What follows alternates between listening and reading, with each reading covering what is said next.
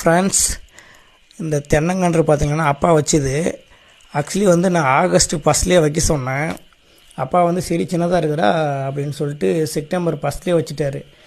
ஏன் செப்டம்பர்லேயே வைக்கிறோன்னா, ஆகஸ்ட் செப்டம்பர்லேயே வச்சோம்னா இதுக்கப்புறம் வர்றது ஃபுல்லாக மழைக்காலம். வந்து இங்கெல்லாம் மழை வந்து அடிக்கடிக்கு வந்து பெய்யும். அதனால் வந்து நம்ம தண்ணி டெய்லி ஊற்ற வேண்டிய தேவை இருக்காது.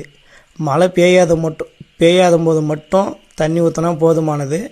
அதே மார்ச், ஏப்ரல், மே இந்த மாதிரி டைமில் வச்சோம்னா கம்பல்சரி டெய்லி தண்ணி ஊற்றினா தான் செடி நல்லாயிருக்கும்.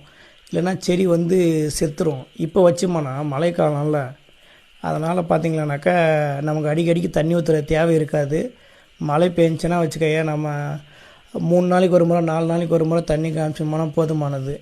அதனால் வந்து மாங்காய் செடியாக இருக்கட்டும், தென்னஞ்செடியாக இருக்கட்டும், நெல்லிக்காய் செடி, நீங்கள் எந்த மரம் வச்சாலும் இப்போ வச்சிங்களானாக்கா, இப்போ வந்து 4 மாதம் மழைக்காலம். அதில் வந்து நல்லா மரம் வந்து ஸ்டார்டிங் ஸ்டேஜில் நல்லா வளர ஆரம்பிச்சிருச்சுன்னா 4 மாதத்தில் வேர் நல்லா பிடிச்சிக்கிச்சுன்னா அதுக்கப்புறம் செடி வந்து நல்லா வளர்ந்துடும்.